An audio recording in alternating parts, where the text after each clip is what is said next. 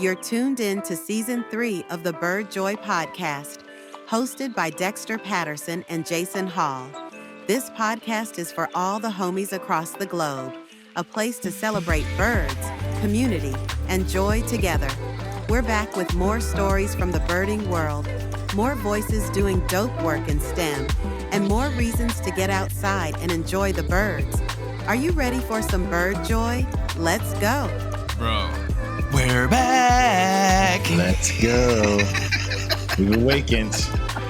Made it through the winter. Let's go. I know we made it. Hibernation is over. It is over. I know the homies missed us. You know what I mean? Like, I know. I missed them too.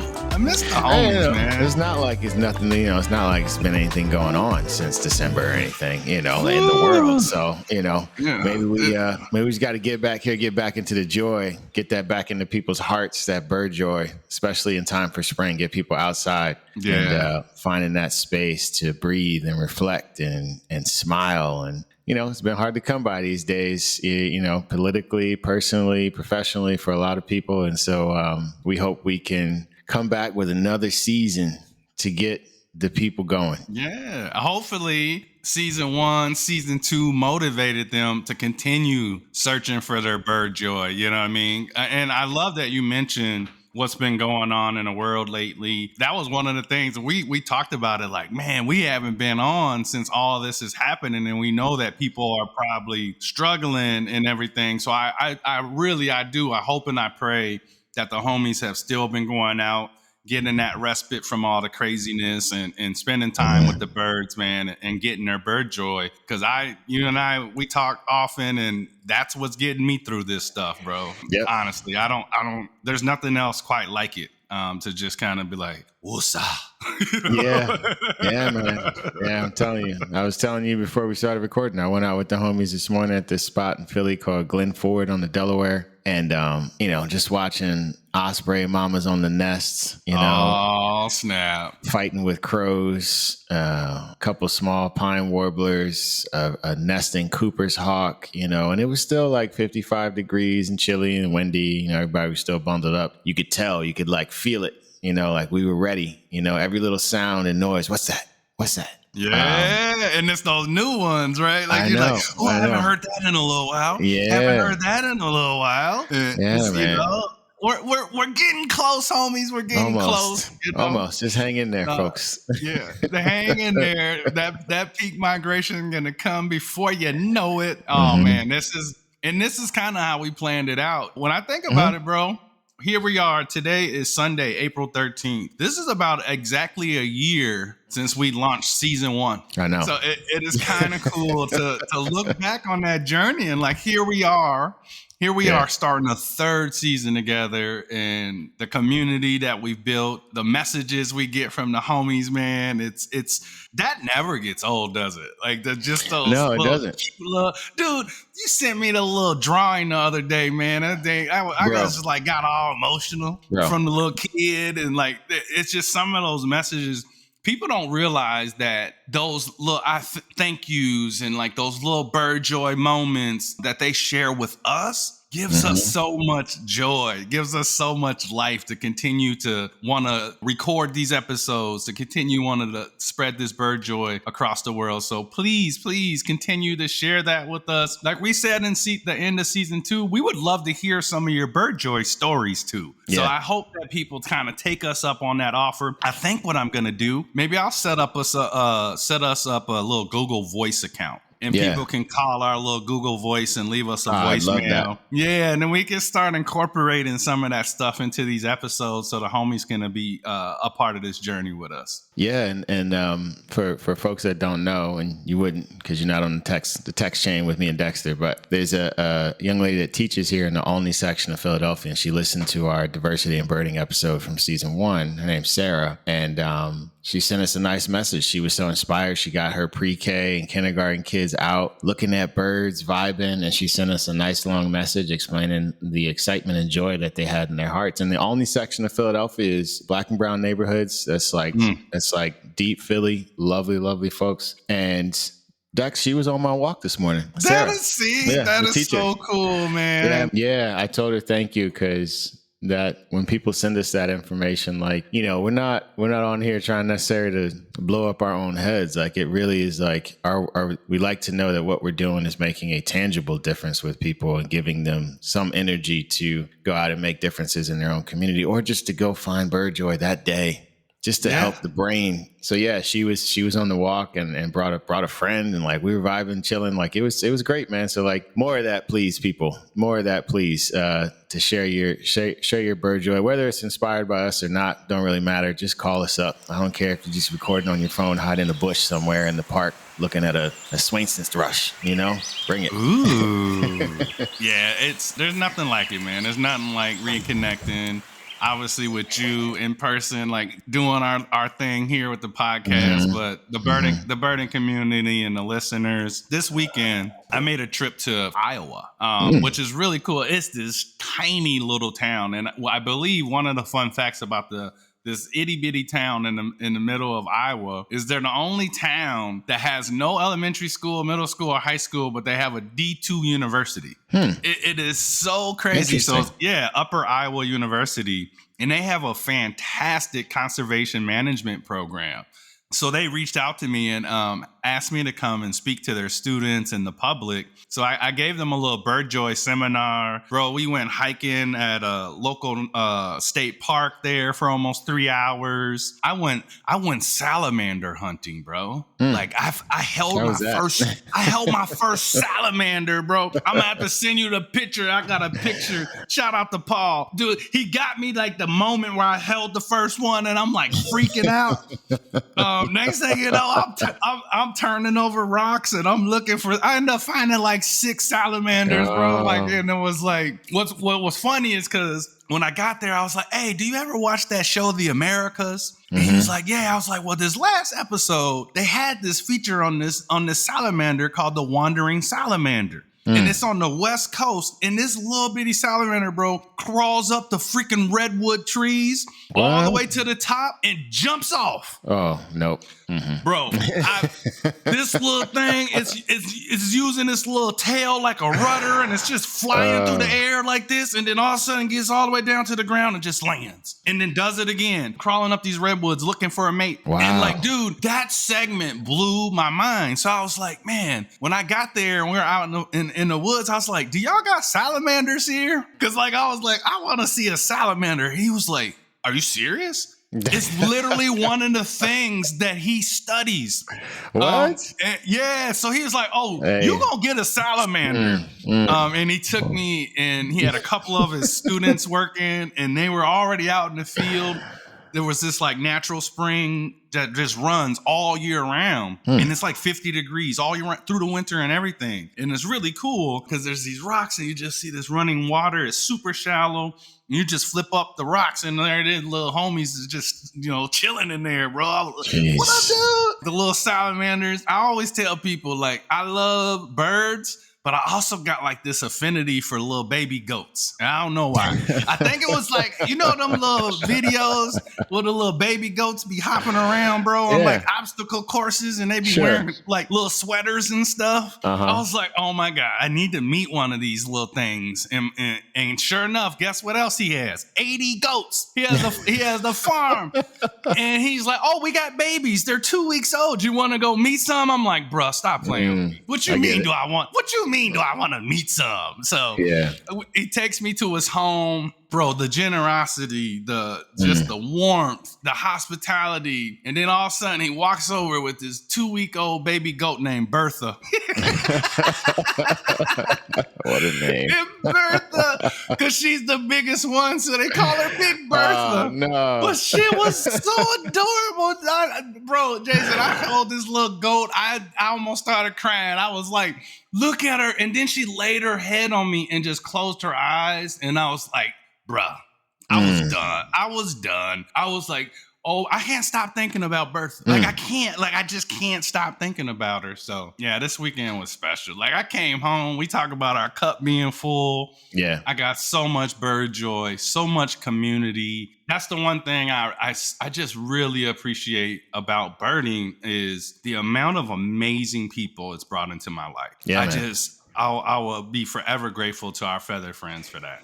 Yeah, we don't talk about it enough in terms of the migration pushes too. It's like you get to see people you haven't maybe seen since the fall, because maybe they're not coming out in the winter time, or people got holidays and other stuff and busy and things going on, and so you get to not only reconnect with the birds, but you get to see the homies in more numbers, which is so good for the soul. I wonder like how everybody else feels about this, right? If there's like some way we can track like the different types of birders, the ones that go inside in the wintertime and don't come out versus the ones, I got some, the homies that look at gulls, right? We be out there. Dexter is now in the club. Oh, you got me, bro. Yeah, I mean, you got me. It's a part of me now, Yeah. Yeah. So like, there's what last season we had Christian on, and he was like Christian Cooper. And he was like, listen, don't talk to me until it's spring migration. Yeah. He was like, I'm not going out until it's that, which is fascinating, right?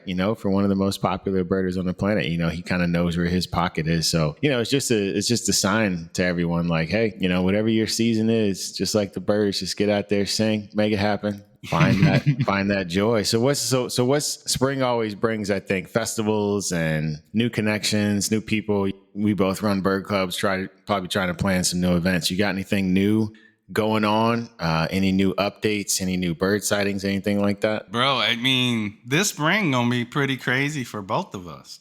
When I think about what's coming up for us in May, we're actually going to be, both of us are going to be presenting at the biggest week in birding. Like which is crazy. That's kind of epic when you think about that. So to be able to do that, I've never been there. So I'm beyond excited about that. We're also going to meet with some kids at a STEM charter school. And we're going to talk about, our professions in STEM and different things. So kind of meeting our community where they are. And using, I think we've built something pretty special, and that's what's creating these opportunities for us. So I'm beyond excited about that. What about you? What you feeling about? Have you ever been to Biggest Week? I have not, man. And the only thing I've seen is I've seen like wild videos of that boardwalk at McGee Marsh being crowded with people. And I have some friends that have gone out. The way I've had it described to me is sensory overload, and you really got to pace yourself, because somebody was like, listen, man, you're on this boardwalk, and depending on the morning, like there could be 25 different species of warbler along, 200 yards of boardwalk. And they're like, and some of them are singing, some of them are right at eye level. Some of them are so close, you can't even use your telephoto lens, like your prime lens. That's crazy. And I'm just like, I'd have to just sit down and breathe for a minute, because, but I'm looking forward actually out there to meeting a bunch of people, people that have said they're going out and that we haven't met before, and just really trying to extend our message into the community, right? So I think you and I are both, we're doing some different events, and I think leading some walks and bringing our own vibe to that part of the country, that part of the process. So, which is crazy, because arguably that's the biggest, most notable bird festival kind of in the history of North American birding. Honestly, there's some other big ones, but that one is kind of the one that people think of and find when they Google bird festival. Pretty exciting, man. Pretty exciting. And before you go out there, you are going to what, Indiana? I'm going to Indiana Dunes after that. I'll be at Biggest Week. I'll be at Biggest Week for a few days, and then I'm headed to Indiana Dunes Birding Festival for a couple of days to give another keynote there. And that's another first. Yep. And then I'm coming to you, my guy. That's right. I'm coming to Philly, the week of Black Birders Week. So I'm super excited. I'll be giving a keynote at the Academy of Sciences there. That's right. Our homies over at the Academy of Natural Sciences. So I know you'll be coming through to hang with the homies here. So y'all are have to check out what we're doing here in Philly. If you're listening, we'll make sure you can go see Dexter at the Academy. Those are the homies over there. Thanks to you for making that connection. I mean, well, for letting the homie know, hey, you might want to talk to Dex. He might come out here. They came to me. They were like, listen. Okay. We need, and they, in all honesty, they came to me for multiple things, but there's only so much time with what we both do on our home turf. And I just made sure they got in touch with you. And I think people are going to be really excited to have you out here, man. It's going to be so cool. But now I'm going to have to step my game up and figure out how to get out to Madison. We'll make it happen. Yeah, man. Yeah, man. This is what we gonna do. You know, I'll make that happen for sure. So it's gonna happen. We gonna make that happen. We gonna make that happen. So we have all those things happening, and then Blackbirders Week finishing out at the end of the month, which is going to be lovely. I'm really looking forward to it. And to kick off May, bro, I'm actually going to Chicago the first weekend in May, and I'm collaborating with the homies of the Chicago BIPOC Birders. We're doing an event together. Dex. Yeah, let's go. Yeah, man, you're gonna be tired. You get them airline miles up, like you're gonna be. May is gonna be a pretty epic and pretty amazing month. But bruh, like I can't think of a better way. Spend some time with the homies down there. The homie Eric, who I met at the Gold Frolic, one of the leaders of the Chicago BIPOC Birders. Oh, that's dope. Man, the homie Tarek, the homie has the record for the biggest year in Chicago. So I'm super excited to see the homies, man. Like, talk about this amazing people and like what they're doing with their club down there. What I love about them, bro, is they always eating. I'll be like, not only are y'all seeing all these amazing birds and like they're doing some fantastic events, but they always eating some good food. I'm like, what? Those are my kind of people right there. Yeah, those are my kind of people. They get it, bro. They get it. They're breaking bread. They're making memories. Like, oh man, I can't wait for the homies. They're gonna actually be coming up to Lake Forest. Also, the homies from Drippin' Culture, a Black-owned coffee shop in Waukegan. Yeah, they're so link dope. All this stuff in the show notes too, like to make sure people heading in the spring have links to all these groups that we're talking about, these festivals, like things, because like this episode will be out really soon, and people still have an opportunity to maybe go participate wherever they are. So we'll make sure we link all of this, man. This is so dope. That's a lot about collaborations, partnerships, community building. Like it's so lovely. Is there anything on the bird front that you're looking forward to this spring? Any particular little homie that been giving you trouble the last couple springs that you need to get on, a place you ain't been in a minute? Yeah, it's funny because yesterday when I did the Bird Joy seminar, during the Q&A portion, somebody asked me what my nemesis bird was. And I was like, I don't know if I can call it a nemesis because I don't know if I've been looking hard enough or trying hard enough to go see it, but the Kirtland's warbler. So I think this year I'm going to be more proactive. We do have an area in the central part of our state in the Driftless region that has these young jack pine trees, and that's where they nest, that they need for nesting. I think I'm going to make some trips and try to go get that little homie. So man. I'm gonna stop just saying, oh, I don't know. I'm gonna just make that happen. So you're gonna have to make that happen, bro. Top of the list. That is top of the list for me this spring.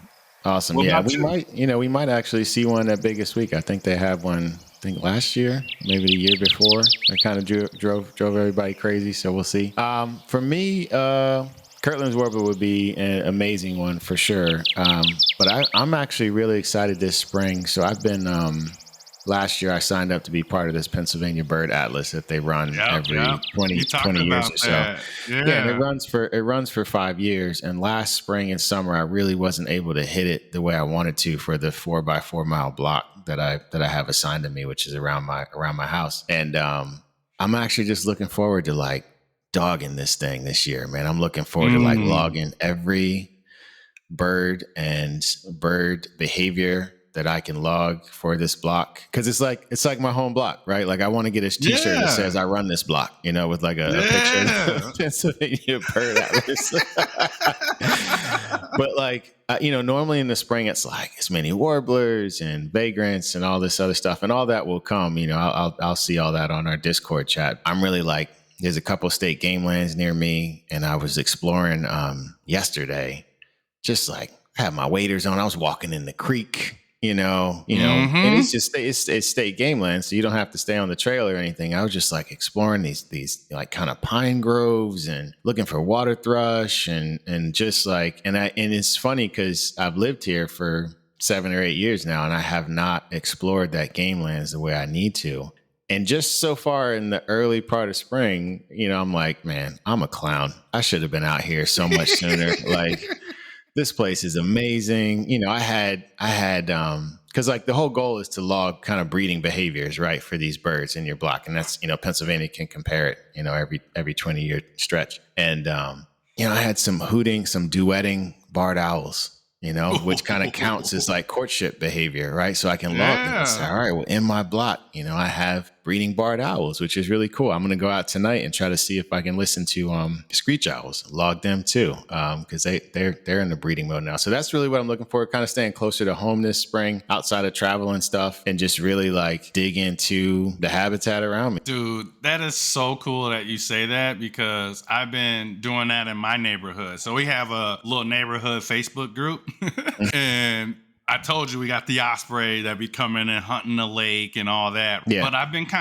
really going around and documenting all these amazing birds that I've been seeing on our little lake and taking pictures and posting them there. I've been making little videos for the neighborhood who wants to help me find this. And it's very neighborhood specific. And people are kind of freaking out because they didn't know it. They didn't know. That's nice. So then I also posted who would be interested in doing some bird walks in the neighborhood with me. And it was just like overwhelming pour out of like, let's go. Let's go. So I love hearing you say that, because I'm literally doing the same thing and trying to connect with my neighbors and just, I was like, hey, I got binoculars, I got a scope, whatever we need, so we can go out and have some fun. So I'm really looking forward to that. I've been meeting new neighbors in the group that I didn't know, and it's pretty cool. It just makes the home area just feel a lot better. So I'm super excited about that. And those behaviors that you're talking about, what's better than spring migration to like start studying new behaviors and stuff, Bro, I can show you this. I mean, maybe the people can see it if we share this video, but this is me trying to make sense of all the different bird songs for the warblers.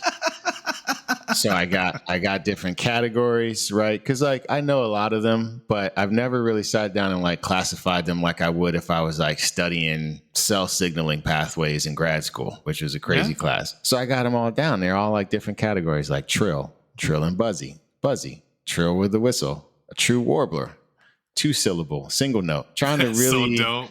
Yeah, you letting that scientist come out in you, bro. I got my scientist, I got my music background. I'm like, is the crescendo? Is this staccato note? Like, is this like, I'm really trying to, because I've always like listened to them in my ear, like every spring, and I just kind of reacclimate myself, right? Because I, for some reason every year I forget what a damn oven bird sounds like for some stupid reason. Some of them are really cool, and I didn't realize like how the squeaky ones.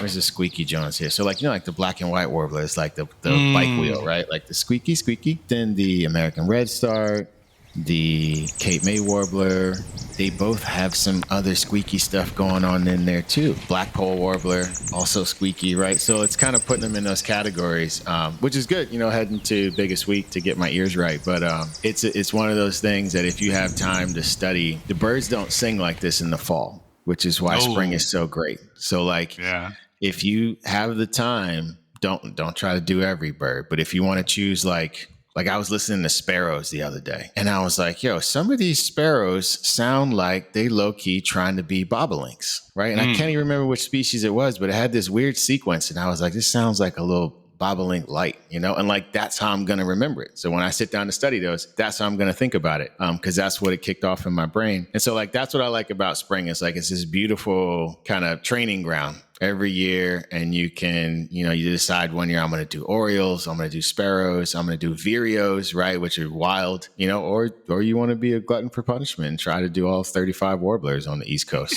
so. You give it a shot, you know what I mean? I always tell people, one bird, one call at a time, man. Yeah.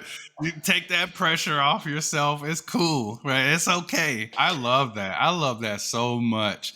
I was like thinking about Biggest Leap. Like, what makes that area so popular for the warblers? I can't wait to get that answer, Yeah, I mean, I think it's got a lot to do with that migration pathway, but I think they've done a great job of keeping habitat on that lakefront. Right. So the birds come up that, I guess it's this central flyway or somewhere, I guess up the Mississippi, essentially. Right. And from what I've heard, the birds get out over the water and realize how much water is there. And they're like, whoop, I need to plan this a little better. And they kind of turn back, and then they hunker down there. Okay. They stop, they grub, they get more energy. Right. They're smart.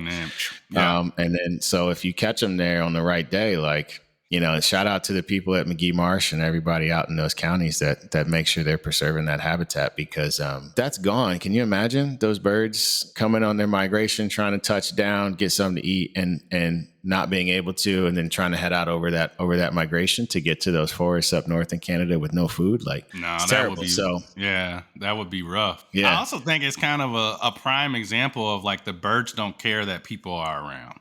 No, that's what I heard. I was watching, who's the homies in Wisconsin with you? Badgerland Badgerland birding. Right, they got a couple of YouTube videos of the biggest week, and they actually did a really good job kind of laying out what it's like, and yeah, these birds are right off the boardwalk sometimes, just looking at you in the face, Yeah. So, which is just people crazy. watching. There are people watching. Like, I know. I wonder how they label us. You know what I mean? I know. It's that Wisco birder out here. I can hear him. I can hear the Wisco birder down the boardwalk. That's so funny. There are people watching like crazy. It's beautiful. It's beautiful, man. It's beautiful. Yeah, man. Speaking of beautiful, Jay, shout out to that new In Color Birding Club website y'all just launched, man. Yeah, Talk man. to the people about that. Sure. Like, I know that was a work in progress, and a lot of planning and thought went into that. Talk to the people about, what that was all about. Yeah. So a few years ago, we got invited or nominated to join an organization called 1% for the Planet, right? Which is a kind of collective of corporations, companies, nonprofits that kind of, can offer their services in kind. And so we signed up. We were invited by, I think, some homies at one of the arboretums here in Philly.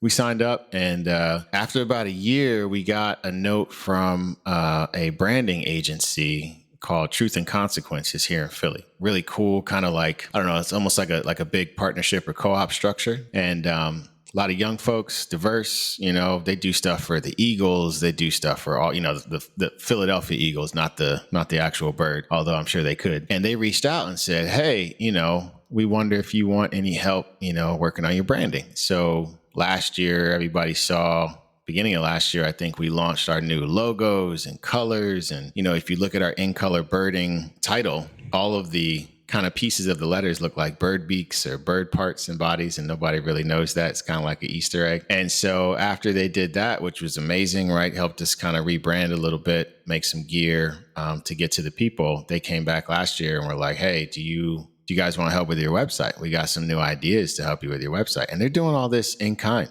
Right? Like, we don't have to come out of pocket for this. And that's the beauty of 1% for the Planet. They connect groups like this. And man, they sat with us for 2 months. We had some meetings, here and there, kind of late in the day kind of stuff. And just these brilliant folks. And like me and one of my board members, Nicole, she was kind of with me most of the time. And we were just telling them, like, it's got to be bold. Like, we want, when people go there, we want them to feel an infusion of color, of joy, of power. And man, did they nail it, So if you go to the website, you're just going to see beautiful. Color immediately, it's right? It's so beautiful. It is so beautiful. Yeah. And it's got all of our events on there. You're able to sign up for memberships, which is, it's not really a membership that you need to have in order to come to any of our events or anything. We sell some of our gear there. We have information about our bus sponsorships. And that's where we'll post anything else that we're doing in terms of collaborations and trips and otherwise. And it's a very simple site to navigate, so I encourage people to go check it out. Right. And if you have questions about it, or you want me to put you in touch with Truth and Consequences, I'm happy to do that too. But it's kind of a labor of love, both on our part as the Bird Club and also for TNC, right? They really tried to capture what we were giving them. And if we wanted to change something, they were really great about it. So, having a good website is really important, I think, when it comes to trying to outreach to the community. When I say good, I mean like accessible, like people can navigate to where they get to need to. It's not too wordy. There's lots of pictures and colors, and it emotes some sort of feeling, right? And we want community and joy. So I think it does that, man. I really do, and appreciate you giving it the shout out. I encourage people to go check it out, It fits In Color Birding to a T. Yeah. I love, too, that you were able to collaborate with a local company, too. Like, that made it even more special. Made it even more special. So I'm happy for y'all, man. I'm looking at that, and I know how much that meant to you, and it was like working through some things, and then it was there, and I was like, whoa, look at this. Yeah. This is special. So shout out to the Philly homies. Yeah, absolutely. Absolutely, man. It's important, right? That one thing we told them was, we don't want to skimp on quality, right? We want to make sure that our community has the highest quality website for this particular, bird club. And they made sure that we did, damn it. Like they really did. So I really, really, really, really appreciate them. But, like a website, papa. yeah, a website is one thing, and it's awesome. And I certainly could have done any of this by myself, but let's talk about authorship. Somebody wrote a book, right? Somebody wrote a book. That book is trending on Amazon. Why don't you tell the people, Dexter, about what you've been doing in your free time? Yeah, man. I over the last couple of years, I've been writing a field guide, and a lot of people didn't know. I'm one of those people that I don't like to broadcast what I'm doing. I just like to do. Because I feel like once you start broadcasting stuff out, I'm doing this, I'm doing that, you invite a lot of negative energy into your space. And I've had enough of that in my life. So I just kind of had and it's beautiful because I had a publisher reach out, Timber Press, and they had a vision. They said, Dexter, we would love if you would author, the next book in our series, and it's called The Best Little Book of Birds, and that's their series, and they have one for basically all these different regions in the country. And they said the Great Lakes is the biggest region in the country, and this would be the biggest book that we've ever done. And they were like, we think you're the person to do it. Wow, and I've kind of been looking at, I can't find anybody else, so if it's out there and it does exist, please let me know. But I believe I'm the first Black man to write a field guide. So I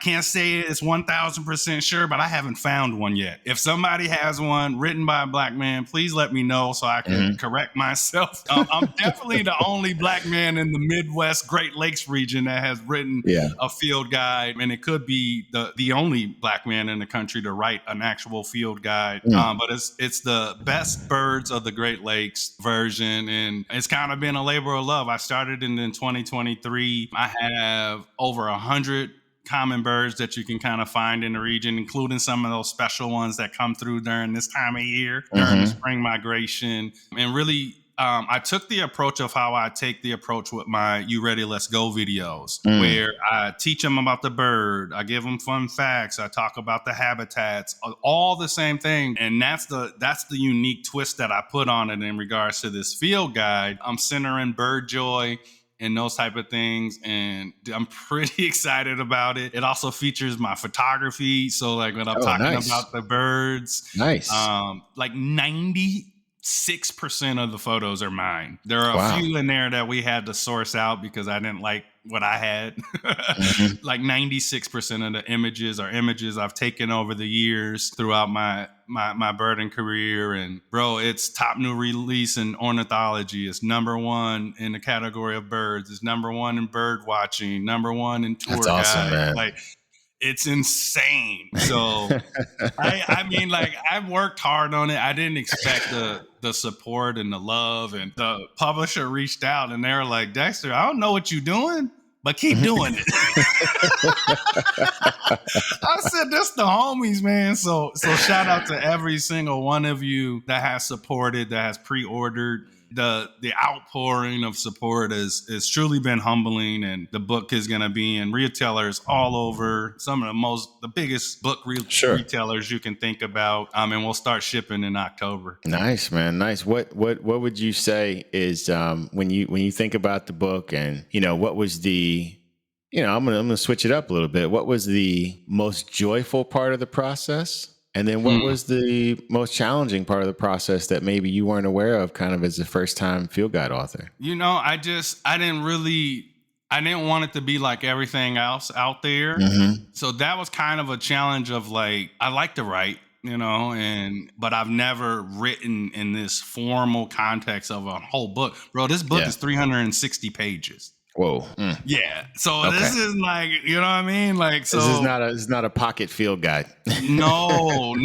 So I, got bird families of the Great Lakes region, bird watching in the Great Lakes region, embracing bird watching, essential tools chapter, exploring bird habitats, a call for bird joy is in the book, recommendations for further resources and different things. So it's a little different in that regard. I think one of the coolest parts of the whole process is the editor that I had for the book came to my woodcock walk 2 years ago, and I had no clue who she was. Oh, wow. She was sneaking. And what's wild, she's the editor for all their books. She just happened to move to Wisconsin, and I just happened to be. What do you tell me all the time? What do you tell me all the time? The universe makes no mistakes.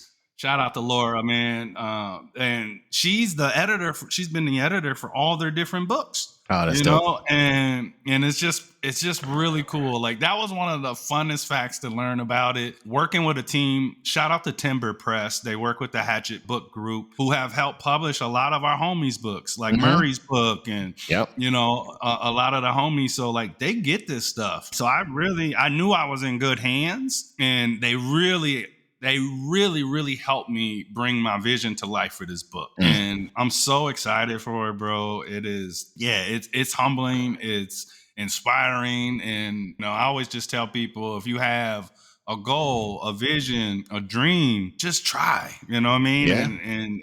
And put it out there. And 2 years later, here it is. That's fantastic, man. Yeah. It happened so much. I remember you telling me you were working on it a while back, and I didn't realize it was 360 pages. Like, that is wild. Because you think to yourself, like, those of us that live on the East Coast, I think, are biased. We don't realize how big the Great Lakes region is. Because we're like, oh, Philly, New York, DC, we got this, But that place is massive. And it's just got so much different habitat along the whole way of all those Great Lakes, right? And all those birds coming up. It's just such an interesting space. So I'm looking forward to getting it and reading it. But I need to actually get out there so I can use it. But I'm going to add it to my shelf of Black and Brown book authors behind me, because those are all my favorite books that I've read from some of the homies that we've had on the show. And I'm so proud that you're going to be up there with them, dude. Like, that's really cool, man. And I hope this is not the last spiel guide that you write. No, that would be awesome. It did inspire me, man. I'm working on another one now. Like I said, I'm not gonna tell people what this one is on. I've already started number 2, and I know what it's on. It's on salamanders. We got the Wisco Herper here now.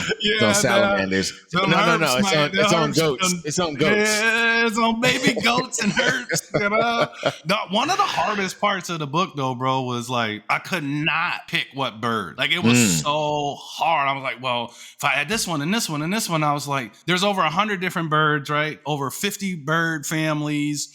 And I was just like, I'm leaving this one out. And it was so hard. But then I was just like, it's just a peek into these windows of wonder, like we said. And, I will encourage people when they get it to understand this is not a comprehensive every bird. It's more of like, this is like what you could experience. And you'll experience probably something even way more than that when you get out there. So that was pretty hard to do, but I'm super excited how it turned out, and I cannot wait to share that with the homies. That is super dope, man. That is fantastic. And we talked about things that are exciting us, and like I think people should realize that the spring is going to be wild, right? So Dex and I will be out doing stuff in different parts of the country. Birds are coming through, connections are being made, new websites, new books, all of this in service of trying to get us outdoors, right? And keep creating joy. And I certainly encourage all of you to do that. Has anything happened yet this spring for you? Have you gotten any weird birds so far that you're just like, oof, all right, let's go? Bro, when I was in Iowa, we were leaving their local state park. It's called Echo Valley State Park. And it's kind of surrounded by farms and stuff, bro. And we were driving by, and this one farmer had emus. I damn near jumped out the bus, bro. I was like, that's an emu, bro. It was so funny. Like, I don't know, like, I've never seen an emu, and like all I just see, like, the liberty, And like the emu, like, and all I could think of is like he's one of the emus that ran away to go live his best life. You know Oh what I'm yeah, saying? yeah. But like, and it is not like this an emu, like it's like a domesticated bird. But bro, I have never been so excited to see a bird. Bro, them They Jones are had dangerous. emus, like a emu. And then I was like, dude, are they mean? You know, he was like ostriches, they be stomping on people. The cassowary, and like, I was like, cassowary, the emu, ostrich, right? bro, They all can get you. I lost it, bro. They had two of them just running around, and I couldn't contain myself. Don't they look silly when they run around? Oh, right? bro, it was so like funny. This is like this bird is so cool, and I'm like, man, I already want to have little goats. I already want to have my little chickens and stuff, and now I want a damn emu. So yeah. Fantastic. Listen, we all can dream, right? Whatever we can get to, hopefully, universe willing, in our years of retirement, to have emus, baby goats, salamanders. You imagine that? You know what I mean? No, I can't imagine that. That would be absolutely hilarious. There's if people Google emu and golf ball, there's a hilarious video out there of an emu bouncing a golf ball and chasing it around, and they look so. They're actually the closest thing that reminds me of that bird from that Disney movie Up, Kevin, the snipe, quote unquote, right? Just kind of silly, But that's so dope. There's an emu here. I used to see it all the time driving home from work, and then I got a news alert one day that the homie got out and was running around, around the county. They couldn't catch it. And I was like, how'd it get out? And honestly, I realized that it just got out because it wanted to. Because like there was no like big fence holding it in. It was just like a 4-foot fence. And he could have got out at any point he wanted to. But that day he was like, listen, this golf course next door, I'm about to go explore that. So it was like a whole thing. They had like county police out trying to catch this emu. And I was like, see. And then it got me wondering, like, see, why are we allowing emus in the middle of Pennsylvania? See, that's where, and apparently it's like a $50 permit. You can have yourself an emu. So, that's pretty dope, man. That is pretty dope. I haven't had an emu this spring. Like I said, I had those calling barred owls, which I really enjoyed. But the thing that actually is sticking with me right now is the last week or so, we've had so many ruby crowned kinglets. And normally you just hear them doing their little chit-it, chit-it, like the little angry, little angry man in the bush sound, right? But this last week they've been singing. And if you've never heard the actual song of a ruby crowned kinglet, it is gorgeous. It almost sounds like to me, it sounds like a warbler trying to imitate a winter wren. And it's really light and twinkly, and there's a couple little buzzy, trilly things in there. So that has been really special because I don't have too much bird song out here yet on the East Coast. Still pretty cold, still pretty wet. So, but them homies are like, listen, I'm here. I look good. I'm going to sing, So I've really been enjoying that, and it's kind of getting my ears ready for listening for some of the warblers and stuff like that, man. So yeah, this should be I feel like we're on a good pathway here for season 3. We'll certainly have some content that I think includes some of these different things that we're doing, and we're going to have some amazing guests this season. And we think it's going to be another fire one. And I really do want to encourage people, at least on the socials for now, like share your stories. We would love to share them. Right. And then, it's funny. The first season, it was just you and me. Yep. And then we were like, we got to get some guests, and you kind of look around and you're like, all right, we're going to get this guest. And you start to realize, like, we don't have enough episodes to get all our guests. No, so dude. These guests got to get to season 3. Yeah, we barely have touched, barely scratching the surface of the greatness that's out there, man. And I feel like every week, or at least a couple times a month, I'm coming across somebody that's doing something amazing out there in the community. And it's not just bird folks, right? There's people out there doing things with plants and trees. There's people out there doing things with foraging. There's people out there doing things with salamanders and herps. It's just accessibility there's people that are coming at it from so many different angles. And obviously you and I love birds, right? But I think what we love more is people in our communities finding their own gateways, on-ramps to nature.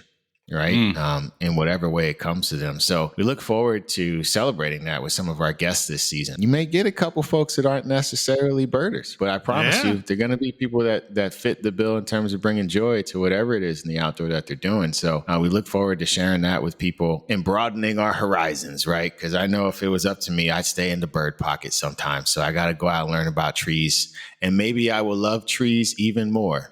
Just because maybe I've never had anybody talk to me about them the way that I talk about birds to other people. And that is joy, really exciting. Right? Yeah, Get into the joy of like all these black and brown folks doing amazing work just in the world of STEM, you know, and I think that's what people can expect from us this season is we are going to open it up a little bit. We do want you to understand that, like I always tell people, birding isn't just about the birds. There's so many other things when we're out there that we're learning. When you start thinking about habitats, and I was like, well, heck, I need to start learning about native plants. I need to start learning about trees. I need to start learning about horticulture and all, herbs and mammalogy. I even learned that word last season. You know what I mean? You got it too. So I think I'm pretty fired up about that actually. And when I look at the list of guests that we have lined up now, I'm looking at it and we teased one of the episodes, we already interviewed J. Drew Lanham. So, I mean, if that's giving you a glimpse into how awesome season 3 is going to be, watch out. Yeah, man. Yeah, it's going to be a great season. I'm looking forward to these new perspectives and new conversations and hearing from more of our listeners out there, our bird homies. And the cool part too is, maybe we can introduce some of those guests to some bird joy if they maybe haven't had it yet, and kind of make that connection, right? Because these are going to be people from all across the country. This is not just people in Philly or Madison. These are going to be people on either coast, people from different backgrounds. And I honestly think in today's world, obviously we could stay centered on birds all the time, right? And the majority of our stuff probably will be, right? But occasionally making that connection outside of that is good for the soul. And it's really good for our community, right? Because, we're facing some things in our community and our ability to save our outdoor spaces right now. We're facing some things that aren't just about the birds. They're about full habitat structure and loss and where that funding is going and who's making those decisions. And that can't just be bird folk. So if we can make those connections with other communities to collaborate with, to advocate for our spaces, like that's going to be so lovely. And I really am looking forward to that kind of opportunity after hearing from some of these people, maybe some call to actions for us and what we're doing in our own neighborhoods. Yeah, I remember, bro, when Black Birders Week kicked off and how I felt when I saw so many black and brown people birding. Like it changed me, man. Like it was just like, holy cow, I'm not alone. And I think about that tagline, we out here. Hopefully, when we're interviewing different people in various STEM fields, maybe they get that feeling of I'm not alone. I'm seen. Like there's more of me out there. This is for me. Like black folks, we not a monolith. We do everything. We do everything great, right? Yep. So like that's what I'm excited about is I think we're going to expose people to black and brown greatness across the board in the STEM field. And I'm freaking fired up about that, man. I'm really fired up about that. That should be really great. And just to shout out again, Black Birders Week is May 25th to May 31st this year, put on by the amazing people at Black AF in STEM. So you can check that out anytime you need to get that information, blackafinstem.com. Check that out. But like that is going to be the culmination of May. Right. And it's going to be wild because I think like we said, stuff has happened since December, and at least in the United States, right, where our communities are, I think, trying to adjust and figure out a path forward to continue, pushing for what we feel is valuable. And I think Black Birders Week will be a really great collaborative, if not that, therapeutic space to share with one another and kind of come together. And that's what you were talking about with the first one, Dexter, was like, it was just wild to see so many people that look like us out there and then to hear from them and to have been collaborating with a lot of them for the last 3 or 4 years, right, is going to be great to kind of come back together and listen. And, as usual, I know that group is going to bring some new voices, some people we've never heard from before. And I'm super excited about that as well. So, it's going to be a great spring. I'm so excited to be back for another season, man, because like the winter sometimes, we are back. Yeah, I love goals, but there's only so many goals to get me through the winter, and I don't have as many here as y'all got in the Great Lakes out there. So, come like late February, I'm like, listen, just give me some bird with some color in it, singing. Like, matter of fact, you don't even have to have any color. Can you just have it singing, please? Matter of fact, yesterday, man, I had a winter wren, probably one of the later ones, and I don't always get to hear them singing in the forest. But man, this homie I was down there listening to the Ruby Crown Kinglets, and this homie, I guess he was jealous, but he just ripped it. Just echoed to like this like creek bed, and I was like, oh god, bro, we had one yesterday too on our walk at that state park, and it's funny because the homie that brought me down, Paul, he was like, right up here is my one of my favorite birds, the winter wren. He's like, we should hear him singing soon. Sure enough, we get up there, homie is just going at it, dude. When you think about just a beautiful song, it's hard to find one better than winter wren. I tell people all the time, it's just beautiful. If you had to have people at Disney design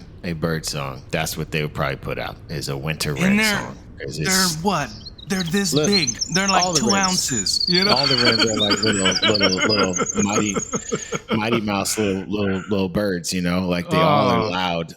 At least as far as I've seen, right? I've never met a quiet wren. No, some are aggressive, like the marsh wren. Homie is just angry. You know what I'm saying? I love them. I can't wait for them to come back. They're like to me, they're the most Philly wren because Carolina wrens are cool. House wrens are only here for a little bit of time during the summer, but marsh wrens will just fight you. At least that's what it looks like. And so they want all the smoke. They want all the smoke. Like literally want all the smoke. I love them. I can't wait to have so many of them out there screaming and yelling, fighting with the eastern kingbirds in the spatter dock at John Hines Wildlife Refuge. It's going to be great, man. It's on. It's going to be great, man. It feels so good to be back. Like, honestly, yes, bro, sir. Like we are back. Season 3. Man, I don't know what else we need to say, but to let people know, let's go. Let's go, man.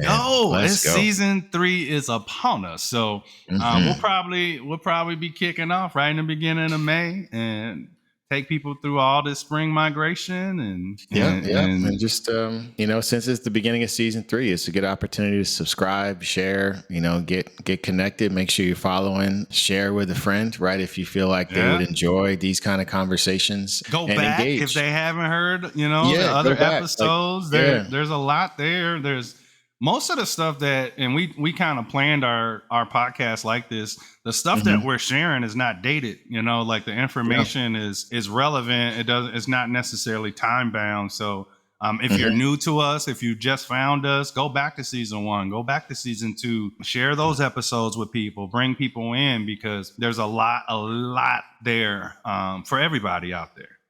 Yeah, man. So, definitely engage on the socials too.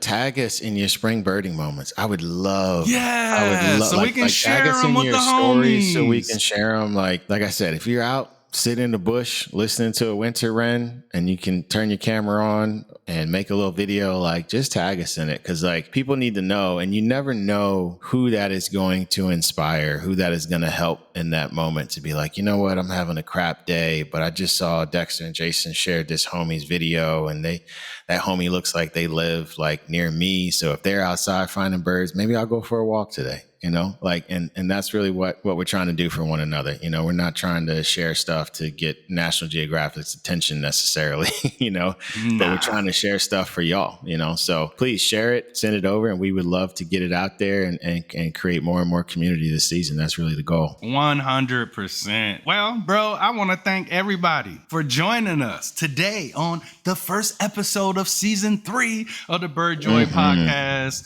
We hope you enjoyed exploring the world of birding with us. Shout out to my BIPOC flock. We got a lot going on this spring. Check us out at bipocbirdingclub.org.